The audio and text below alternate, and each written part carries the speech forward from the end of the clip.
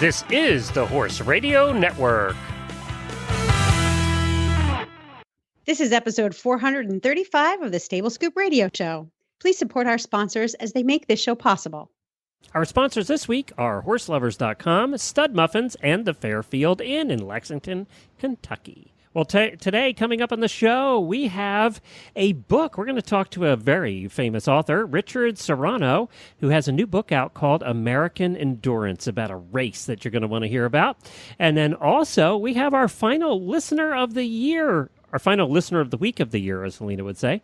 Andrew Dickson's coming on. I'm so glad we're ending with a guy.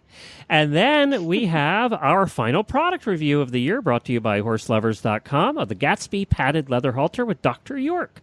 All coming up on today's show.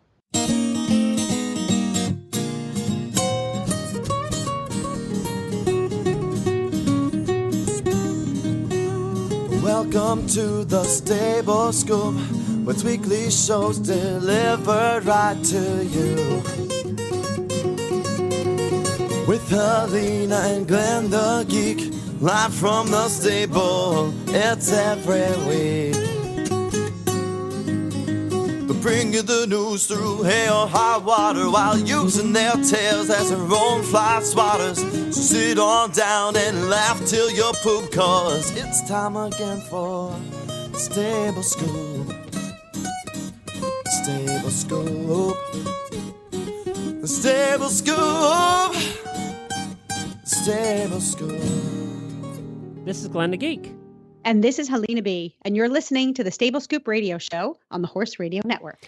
Well, howdy, Helena, and howdy, everybody. This is our last episode, of the Year of the Listener for 2016. What a cool year it's been getting to know our listeners and how very smart they are. They are very smart, yes. I've felt inadequate all year, actually. I'm kind of feeling insecure Okay. now about doing the shows because they're all so smart. I can't figure out why they listen to us. But I don't know. I don't know. Maybe we make them feel even better about themselves. yeah, that's it. They feel smarter. Yeah. You know, we had a nice comment on our Facebook page, on the Auditor page. It was from Nicole Lutzma, who was on October 22nd. She was our listener of the week, episode 426 here on Stable Scoop. She said, I'm getting a horse hubby. My boyfriend proposed last week. We've been together 7 years, which included 7 barn moves, and he's even listened to my interview on Stable Scoop and still wants to lock it down. I like how she said lock it down. Yeah. Glenn Hebert, I think your encouragement on Stable Scoop helped me out here. So what I'm hearing here is he only got off his duff because I encouraged it. His duff. Yeah. Well, you know, Glenn, you boys like to stick together. That's right. You follow each other's lead. Now, did I tell him actually to get off his duff, or did I tell him to run? I don't remember which. I think duff might have been Okay, used. good. Because I was thinking I told him to run, and then he went, well, then I got to stay, because nobody ever listens anyway. So Right. I didn't know which it was. I have to go back and take a listen to see which I encouraged him to do. But congratulations to Nicole and boyfriend, and now fiance. Because we don't remember even what his name was at this point. So No, I know. So sorry. congratulations, Congratulations. Because we're you know what, Glenn he plays the dude, but he's really a mush. He's a romantic mush. I've It's been out. married for 30 years for a reason. Yeah. That's right. Yes, this is true. And Jennifer's all sweet and lovey-dovey. She wouldn't be married to a guy who wasn't a romantic mush. Well, we appreciate very much you posting that, and congratulations. It's always good to get follow-ups on previous interviews that we've had. Well, we wanted to talk a little bit at the top of the show about next year. This year was the year of the listener, but next year we go into a new chapter like we usually do with Stable Scoop, and Helena's going to tell us what we're up to next year. We're going to go back to sort of the previous topic-based format, and we're going to talk to people of interest, not just us. I mean, I know that we're all interesting. We're fascinating. There's nobody more fascinating than the HRN community of horse lovers. But we're going to go back to experts in the field. I know some of the topics that I'm interested in is talking to the leaders of organizations like the Interscholastic Equestrian Association, which I think it's the best thing since Pony Club. We're going to talk to inventors of new products, going to these trade shows and finding problem-solving products that are out there on the floor. What else are we going to do, Glenn? I can't think of. I know I sent you a list. And one of the things that I think makes this show a little bit different than like Horses in the Morning or some of our other shows is that we have the time, because we don't do as many segments, we have the time to really get in and get a little deeper into the conversation than we do in the other shows. So that's what we're hoping to get back to. We actually started that way, if you remember, all those years ago. Yep. We spent a little bit longer with each guest. Now, we haven't been able to do that this year because we've been packing so much into each episode, but we're going to go back to spending a little bit more time and getting into a little bit deeper conversations. And there'll be times that we will do one topic for the episode where we get a couple of different people on, like we did with the Lyme disease episodes and the episodes we did on cloning and things like that, where we would spend an hour on one topic, and we haven't done that in a long time. And I think both of us want to get back to that because we really enjoyed digging deep into these topics. It's a lot of fun. Personally, I learn a lot, and I think through the conversation that our listeners learn the same way. And there's a lot more takeaways because the conversation goes further in depth. So, for example, I just found the list that I sent to you. One of the things I'd really like to feature is a farm management episode and do that roundtable discussion like we did with the cloning.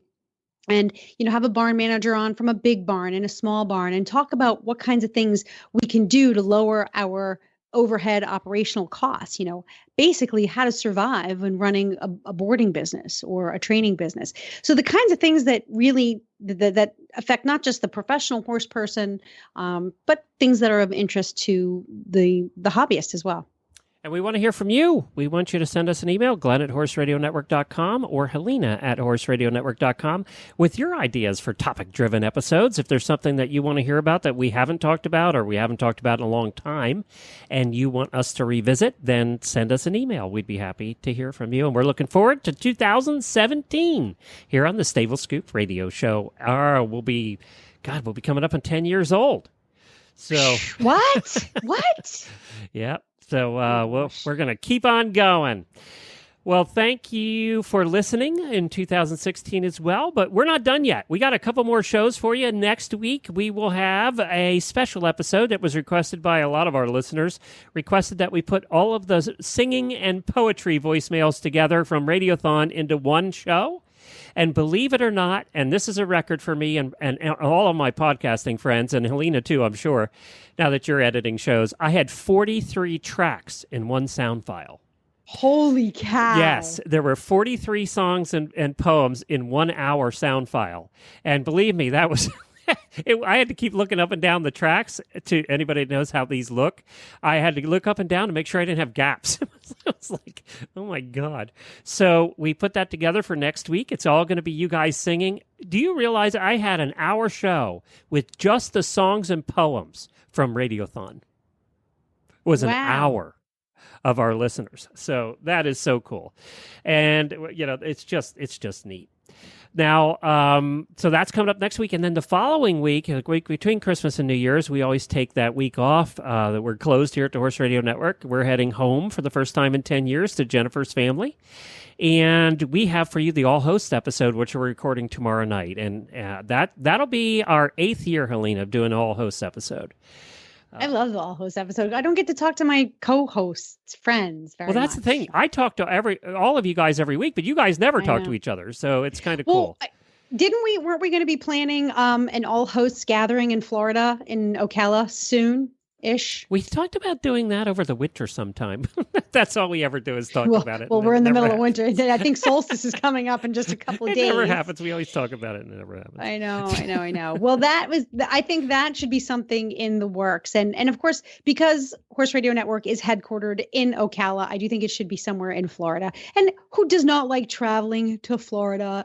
It's warm. And half our hosts are here in the winter anyway. So yeah, exactly. Here. So, and the other thing is most airline hubs will fly into Florida. They'll fly into Orlando for really, or something. really cheap. That we're about the Right. cheapest So, place you can go is into Orlando. right. So I think if we're planning for, a real group event, that might be the most convenient. So we'll have to talk about that. It's on the list of things to do. Well, we want to also thank horselovers.com for being our title sponsor this year. It has been a great help to all of us and to the show in general. And, of course, for sending out all the products, for sending out 50 products to the listeners to review. They went above and beyond this year, what we've had any sponsor do here before on the Stable Scoop show, and for being such a great sponsor for Radiothon, too. Let's hear a little bit about Horse Lovers, and then we're coming back with Richard Serrano. Now, you said he's like an award-winning author. Not just any Pulitzer old author. Prize-winning journalist. I mean, that's terrific. He's coming on our show to talk about a new book. I have it here called American Endurance. I can't wait to read this thing. We should call this the intimidation episode. I know. between our listener of the week and Mr. Serrano, we've got some heavy hitters. I'm feeling a little self-conscious.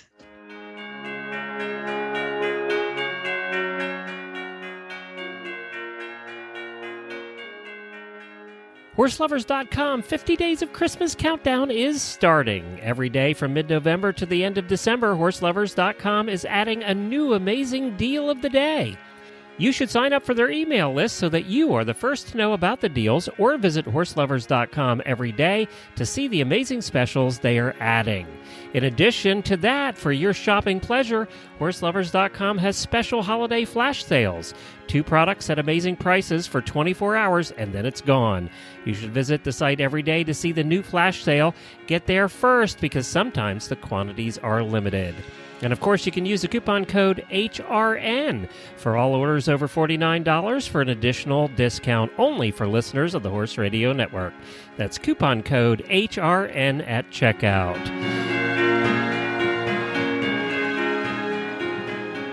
Well, hi, Rick. Welcome to the show. Hi. Thanks very much for having me on today. Well, all the listeners know Helene and I are huge history nuts. We love talking about history, especially when it involves horses. And you have this book called American Endurance, and I can't wait. I just got it. I can't wait to read it over the Christmas break. Tell us what the book is, what it talks about. It's a event that happened way back in 1893, which was the year of the World's Fair in Chicago. And Buffalo Bill had just come back from Europe, a big triumphant tour with his Wild West show, and he was trying to join in on the World's Fair in Chicago. But the fair was really about the future. They were going to really promote what was coming, new inventions and so on. And they did not want to reflect on the past. And it really kind of irked Buffalo Bill Cody, who was at that time easily America's biggest celebrity. So he and some others cooked up a plan to have cowboys race 1,000 miles from the Badlands out near the Panhandle in Nebraska, all the way to his doorstep, right next door to the fair. He set up his Wild West show right next door to the fair. And so you have this, in the summer of 1893, you had 9 cowboys riding up to 2 horses over a 2-week period, which was unbelievable at the time because it was such a, you can drive it today in almost in a day, but back then, it was really a test of endurance. And even more importantly, at that point, you're approaching the end of that century, and the Old West was dying out. The Old West was kind of, that chapter in American history was beginning to fade, and the new century was always going to bring all these, airplanes and cars and some computers eventually, and 2 terrible world wars, But so the Old West is sort of fading out. This, and you have this image of these cowboys and their horses galloping, 1,000 miles, and you have this image of sort of the fading of the Wild West, like one last gasp of the West in a way. I'm looking here too. You have and I was really surprised at that in the book. You have so many original pictures.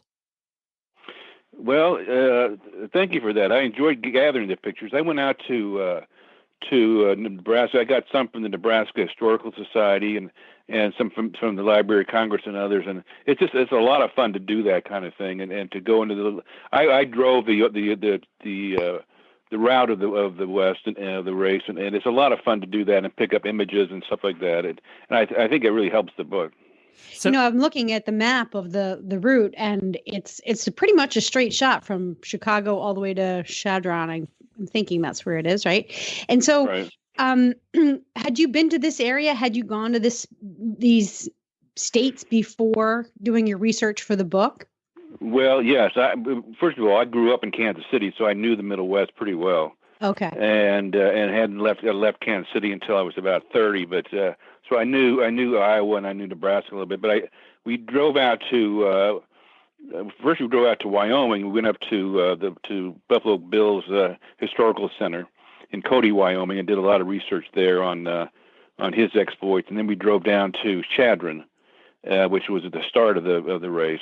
Okay. And then we simply just drove along through the plains of Nebraska, over the sand hills, across the river into Iowa, the Missouri River into Iowa, and then across those plains and cornfields, and then across the big Mississippi, and then you just sort of sink right into Chicago. Can you tell, driving this route now, do you get a sense, and then having obviously researched all the history, researched this race, can you get a feeling of what that race might have been like? Is the space at all the same? Obviously, there's been development and, where contemporary life exists now, but do you get a sense of the real history? Is it tangible when you go back there? It is tangible. When you get outside of the big metropolis, like Dubuque and Sioux City and Iowa Falls, some of the bigger cities, and you get out onto the outer lands, it's absolutely gorgeous. Just wonderful terrain and beautiful countryside and green and blue sky, and it's absolutely gorgeous.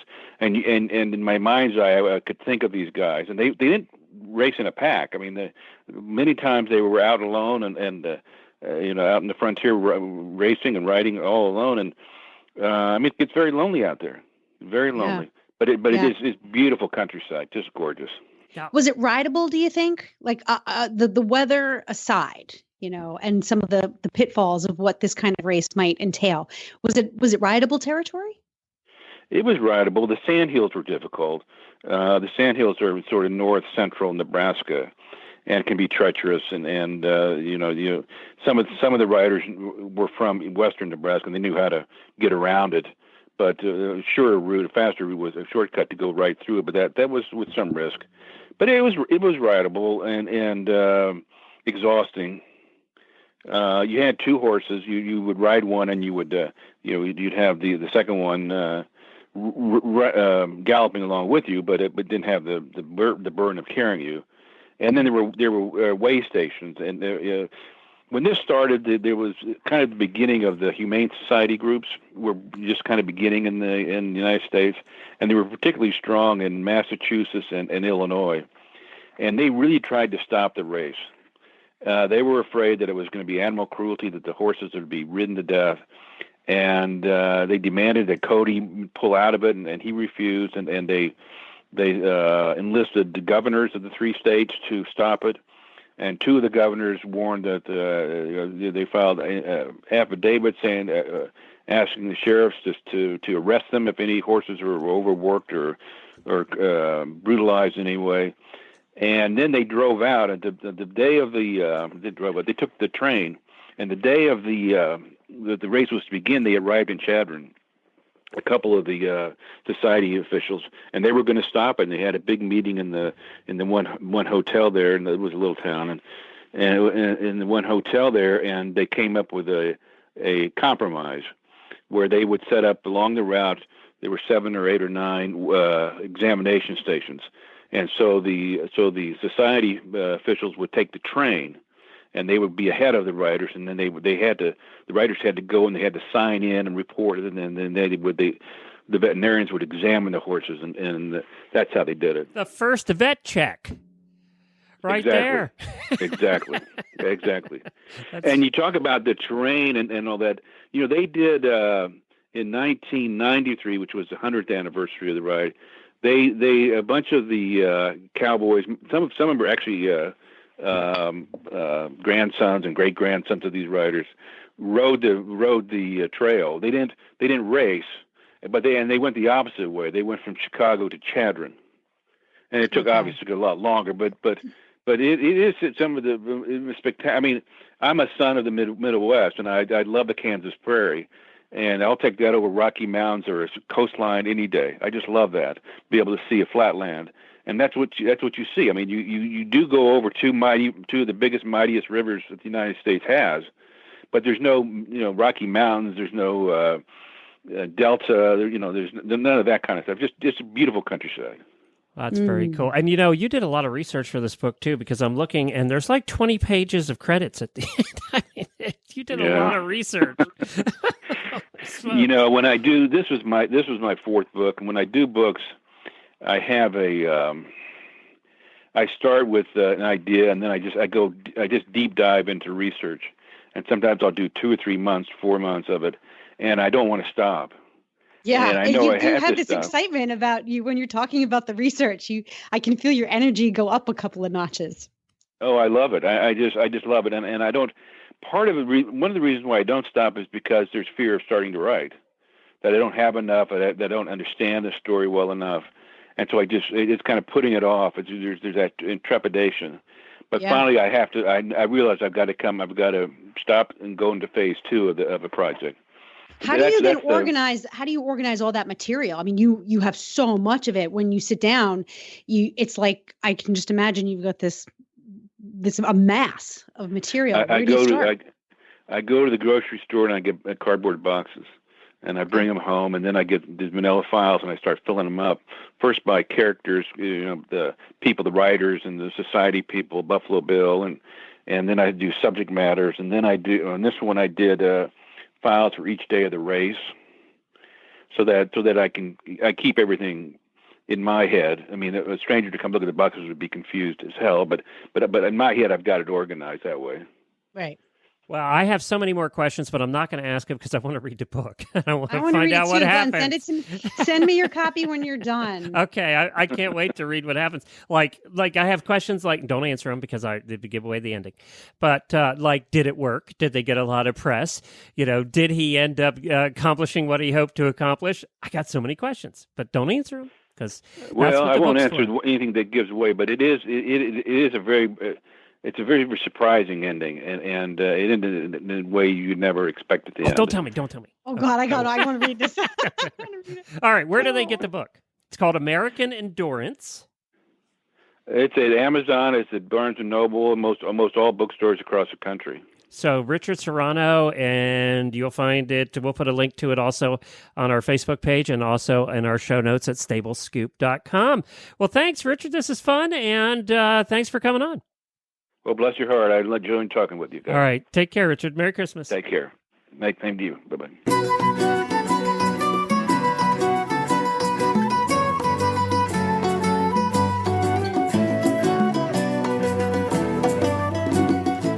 This holiday season, get the ultimate stocking stuffer for the horsey folks on your list with Stud Muffins boot socks.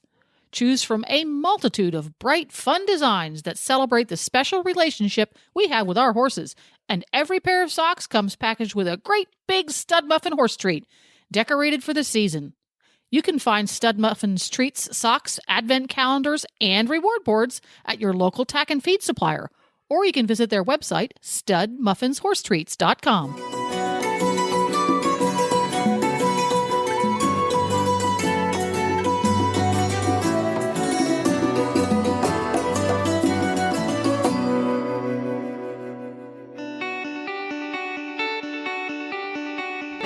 It is the year of the listener.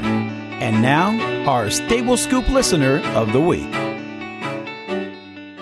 And now for our last listener of the week of the year, we're going to welcome Andrew Dickson to the Stable Scoop Show.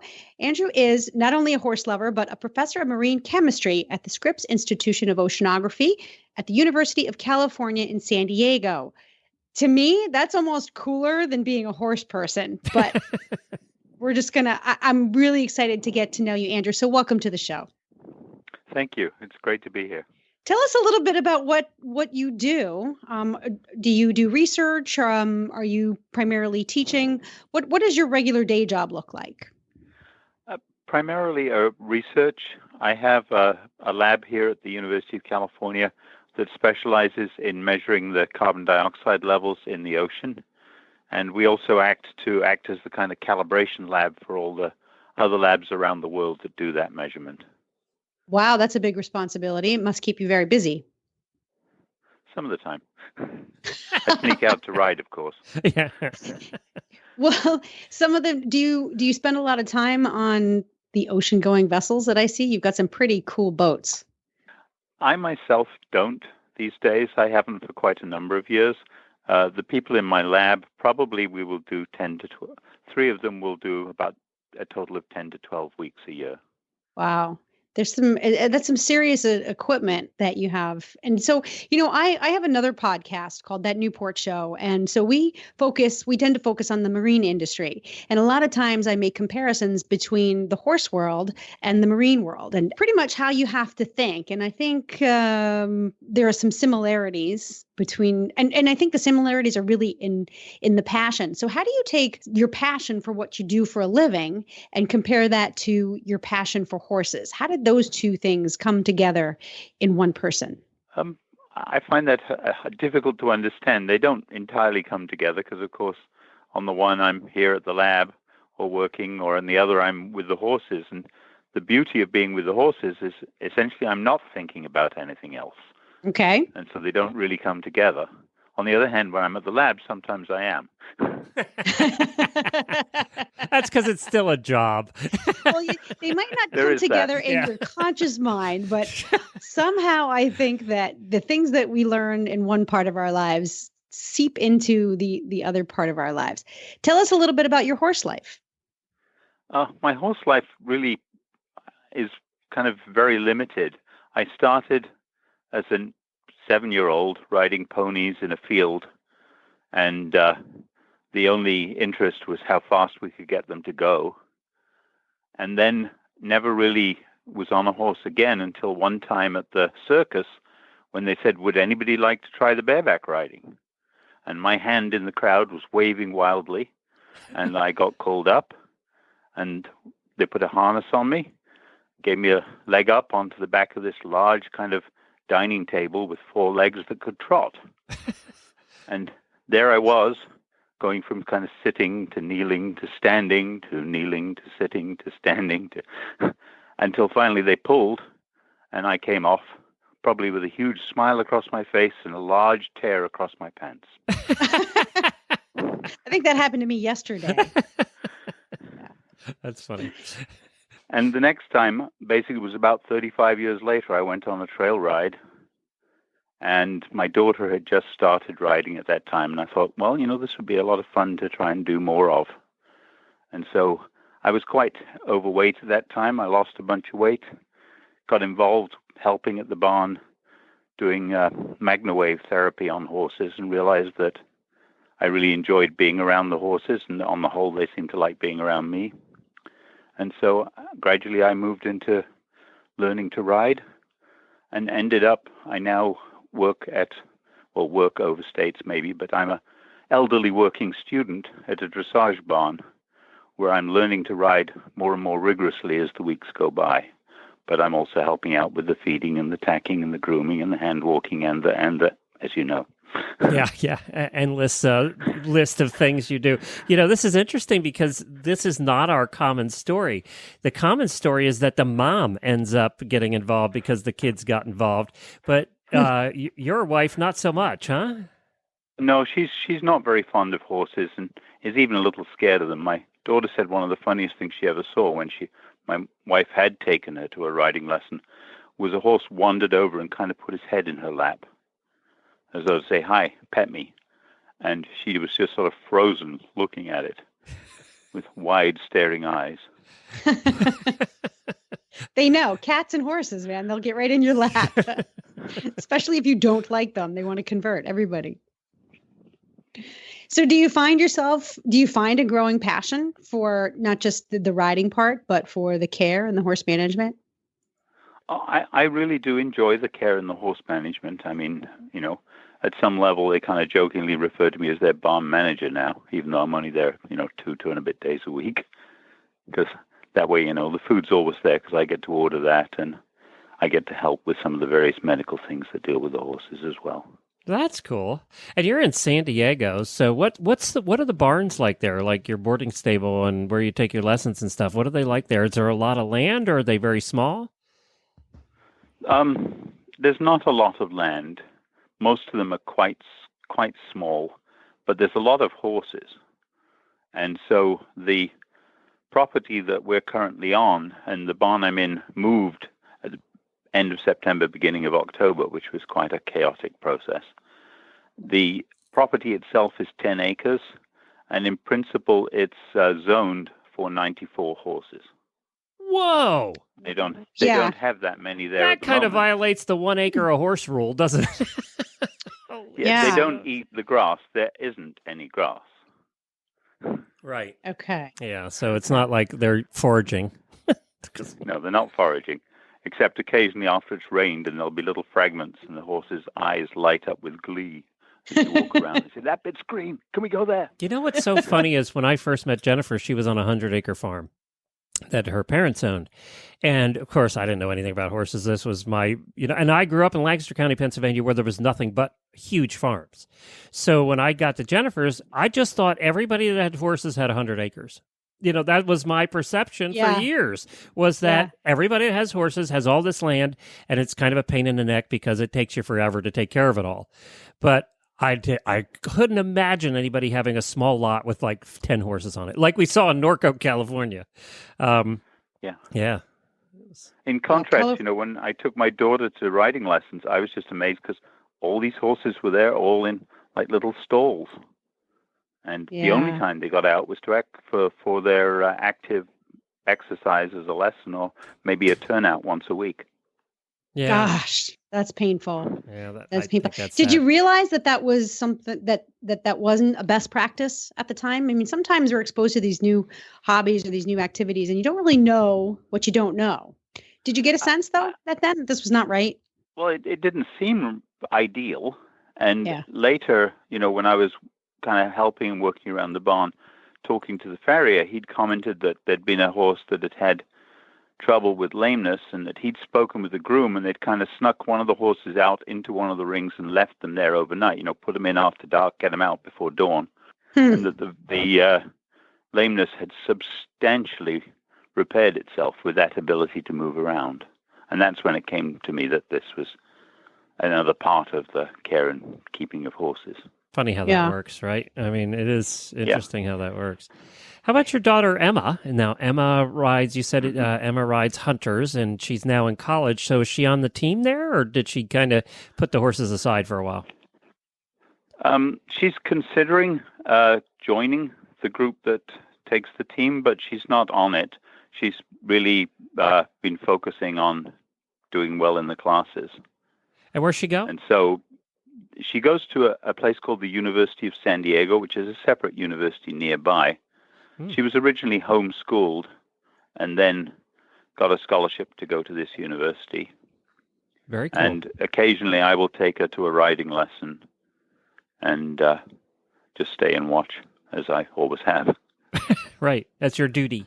It's your dadly duty. Near enough. Near enough, yes. Now that she's older, if I'm out of town, she goes by Uber to such a lesson. When you get together, does the conversation tend to focus around horses?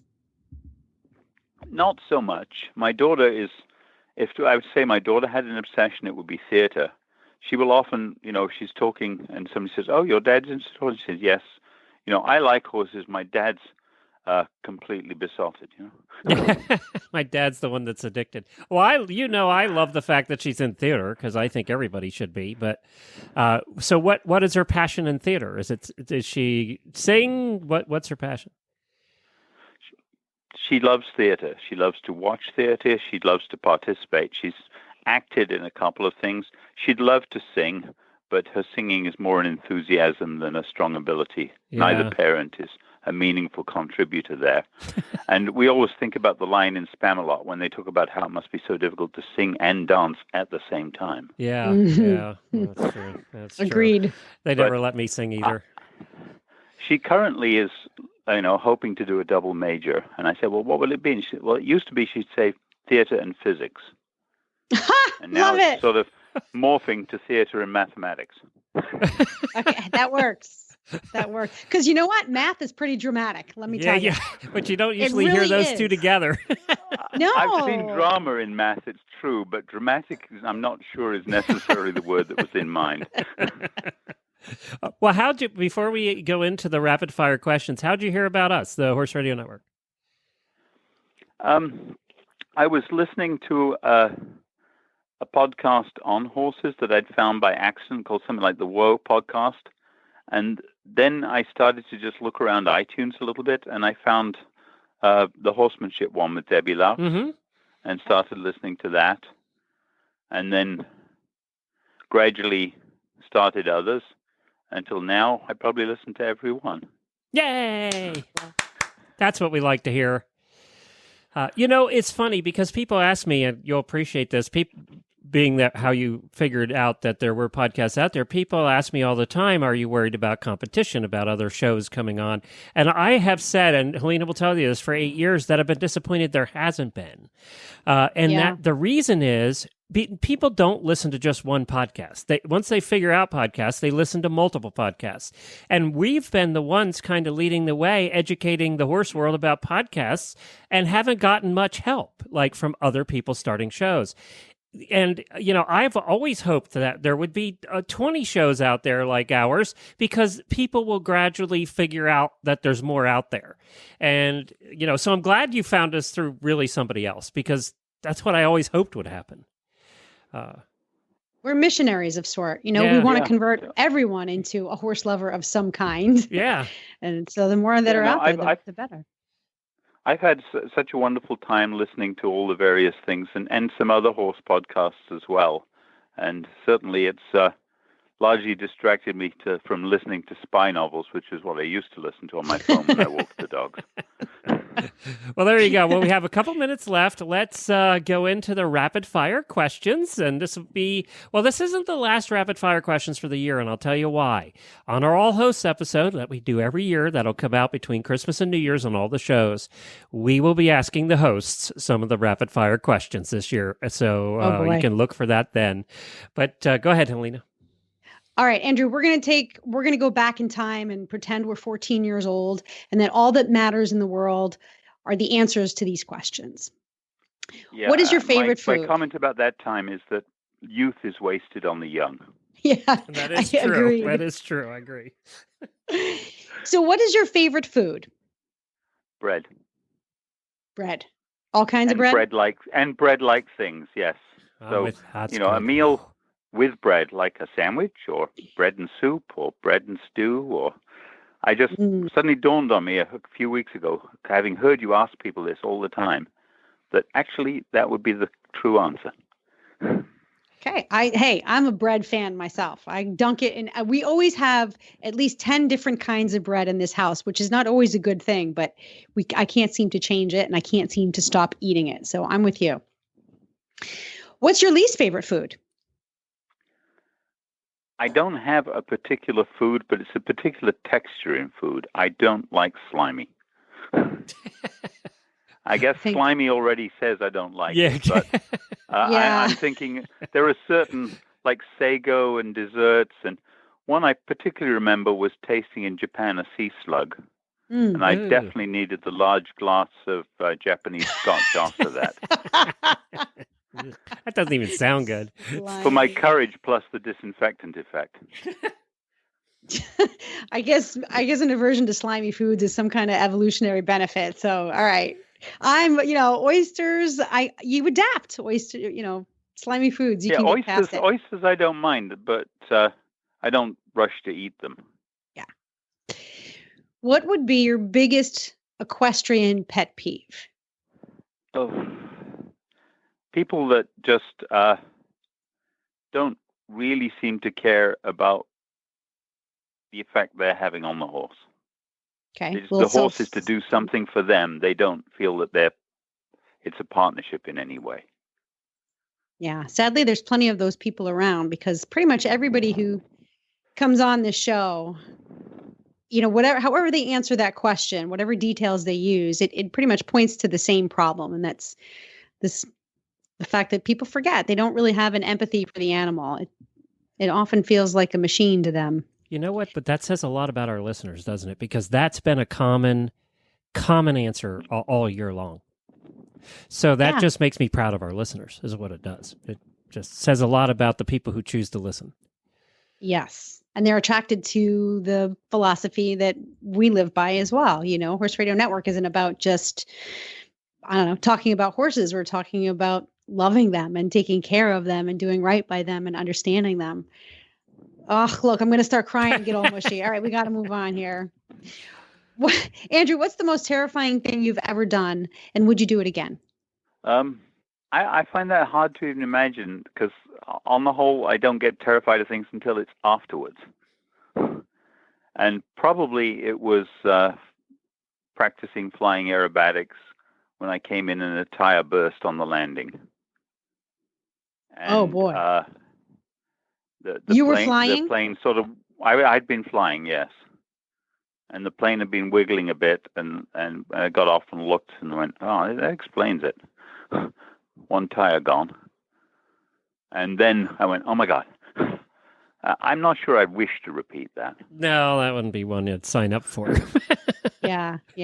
But too, that happens a lot to people. I think that when you're in the moment, you don't necessarily feel fear. I think your body will react because you're sensing that there's danger. And so your body's going to go into survival mode, and you do what you have to do.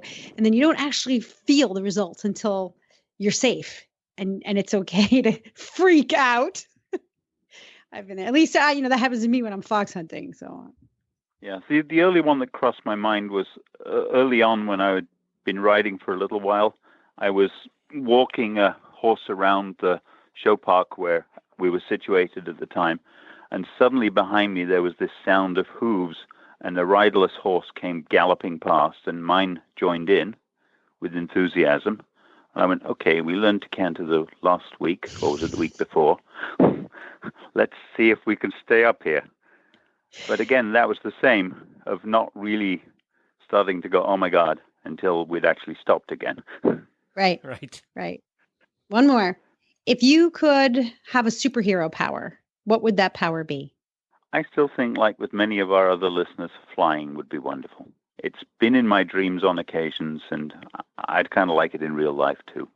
There you go. Do you like it for the time saving factor or for the feeling? The feeling and the view. Yeah. Said like a true pilot. you can you can fly planes and everything, but you can also get that feeling at a good gallop. One day, I hope I'll be able to tell you, yes, I know that. But as an intermediate rider who rides predominantly in arenas, we've not been there yet. We've been as a brisk canter. Well, Andrew, I wish you a good gallop before it's all done. And thank you so much for joining us. We really appreciate it. We appreciate you being our last listener of the week of the year, as Selena said. And have a Merry Christmas. And thank you so much for bringing joy to my life all year. Thank you. Bye. It was a pleasure to have you.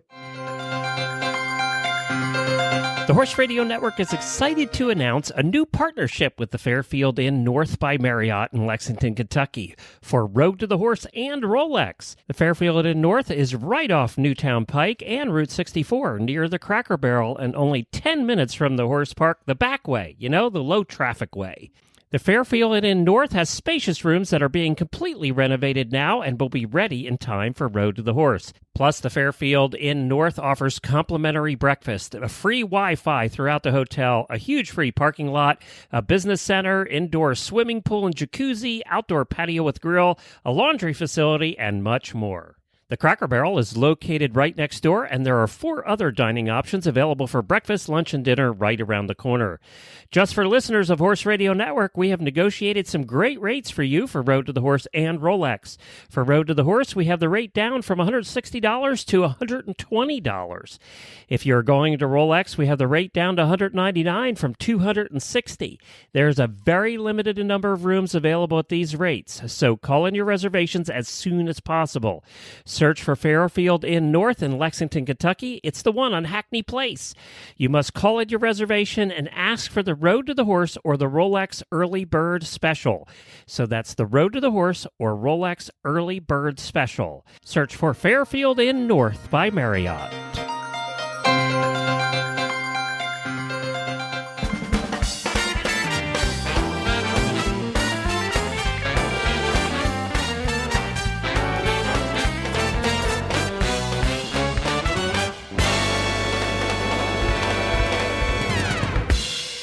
Well, now we have coming up the Tack and Habit segment, our product review brought to you by horselovers.com. And Dr. York is with us, and I had the pleasure of meeting Dr. York. She stopped by over the weekend, said hi, saw the farm in the studio, and got to say hi to Scooter. Well, thank you so much for stopping by. You're welcome. It's nice to be on with you. And, anybody that is through Ocala and wants to stop by and sit in on a show or just say hi to Scooter, nobody comes to see us. They all come to see the horses. Wants to say hi to Scooter or Nigel, you're welcome to do that. But now you were reviewing a product for us, the Gatsby Padded Leather Halter Adjustable. And tell us about it. Okay. Well, I got the Gatsby adjustable padded leather halter, which is a black leather, traditional English-looking halter. It's a pretty nice quality of leather with some light padding under the crown piece of the halter and also under the noseband. What I liked about it especially is that the leather is quite supple and nice-looking, even right out of the box before being oiled or anything. It's very traditional looking English halter, what you'd expect to see on, English barns or at a horse show. It's adjustable at the crown piece on both sides and also at the chin piece part of the noseband. And it has a satin finish, nickel plated metal pieces, the hardware, which are matte instead of shiny, which kind of gives it a little bit more of a high quality look, in my opinion. My one concern about the halter is that the metal pieces are a little bit lightweight, and especially the snap where you'd close the throat latch. I do have a bit of a concern about how long that would last compared to the rest of the halter. It just seems a little bit more lightweight, might not stand up in the same way as the rest of the leather, which is very nice. The fit is pretty much as I would have expected it for a horse-sized halter. My horse Harry is a quarter horse and has a slightly smaller head than your typical thoroughbred, so the buckles are tightened to their tightest setting, basically. But it's what you would expect for a horse-sized halter. And overall, I really like it. It looks quite high quality, even though it's not a very expensive halter, and will probably look even nicer with some oiling on the leather. And in my opinion, it would be good for trailering or sometime where you wouldn't want to use your fanciest leather halter.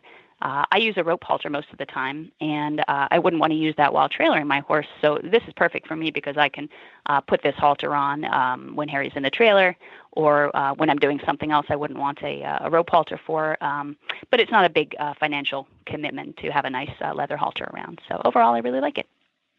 Terrific. This runs about $50, so it's a good price point for a leather halter, especially a padded leather halter, which tend to run a little higher. Looks like it's on sale for $40 right now on Horse Lovers, too. Look at you. You are a walking commercial. Thank you so much for that. So this is the Gatsby Padded Leather Halter. Thank you so much, Dr. York, for doing that review. We really appreciate it. And have a wonderful Christmas. You too. Happy holidays. Well, now, before we wrap up this show, what's going on over there on That Newport Show, Helena's other podcast? Vacation planning. So living in the Northeast, we know that our listeners are dreaming about going south for at least a week. So we talked about giving yourself the gift of the Caribbean for Christmas. And Buck and I travel there, and we do so on a budget. A lot of people think that going to the Caribbean is out of their financial reach, and it's not. So we visited this particular island called Nevis a few years back, and there's a place, it's absolutely adorable. And if you like horses, you'll really like this place. It's called the Hermitage Plantation Inn, and it's your typical classic British West Indies experience. It's just adorable. And a part of the property, the guy who founded this plantation, this inn, is from Pennsylvania. And the story is that he and his wife were sent down to St. Kitts and Nevis to open up an office for the Bank of America. I think this was back in the 50s and 60s. And so not only did he open up an office for the Bank of America, but he then decided to open up this inn because he fell in love with the islands. And so he and his wife ended up staying on Nevis, and they raised their family there. And so their son now runs the inn. But the dad who started the inn was a huge animal lover. So when Buck and I went to visit this place for lunch, we went into this bar, which totally has this, like, you know, the colonial wood and the plantation shutters, but that Caribbean, the trade winds, you know, and there are these beautiful paintings of thoroughbreds, old school racing thoroughbreds. And I'm like, okay, somebody here likes horses. And then right next to the inn on the side of this beautiful mountain are these ponies, fat and shiny, and some horses, and happy. And I'm like, what are these here for? And then there are goats, and then there's cats. And I'm like, this is like Dr. Doolittle totally lives here. So you have to listen to the podcast to find out the whole story, but it's really charming. And actually, if you want some details on how to get to this place on the cheap, then definitely visit our website and join our email list, because we send out our secrets for Caribbean travel on our emails. I got to tell you, I'm looking at the pictures. This is so cute. They have the cutest little cottages. Oh gosh, it so is cute. that cute. It is that cute. It really is. And it's chill. It's not resort like or anything. You literally feel like you're going to your aunt or uncle's country home in the Caribbean. Very good. And that's over on thatnewportshow.com. Well, thank you for another terrific year too, Helena. And thank you for putting up with me for another year. I really appreciate it. And it's been fun to hang out with our listeners this year. It has been super fun. I look forward to my recordings every week with you and then meeting our listeners. I really like getting to know them. It was a lot of fun being, this community has grown. It's like our kids, Glenn. You know, it's funny because when I told some other podcasters that we were going to do a year of the listener, and that's all the guests we were going to have for a whole year, they shuddered because I don't think they'd ever dreamed that. But our numbers were up almost 25% this year. And, I think that a lot of podcasters miss out on the opportunity to get to know some of the most interesting people. That's their own listeners. And we're going to continue to do that. We're going to continue to have listeners on because you guys all have, neat stories. We've always done that. Neat stories, things you do. As you do exciting things with horses, let us know. And we want to hear about them too. So absolutely. We'll definitely be continuing to do that. It's not like we just talked to our last listener ever. We've always had listeners on. But it's just that this year it was exclusively listeners. And we really appreciate all of the reviews you've done and everything, and all the sponsors that we've had on this show over the year. We've had a lot of great sponsors, of course, Horse Lovers and Equestrian Collections for their support this year as well. Well, that's it. We'll talk to you guys. We have new shows the next 2 weeks, so look for them. And we'll see you, Helena and I will see you back here on Stable Scoop in 2017. Happy holidays to each and every one of you. Until then, happy scooping. Oh, no scooping. Everybody gets the holiday off from scooping. Oh, no scooping? Okay, well then you no end it just with... let the poop pile up. All right, then. Happy non-scooping holidays, everybody. Now go out and ride your horse, as you like to say.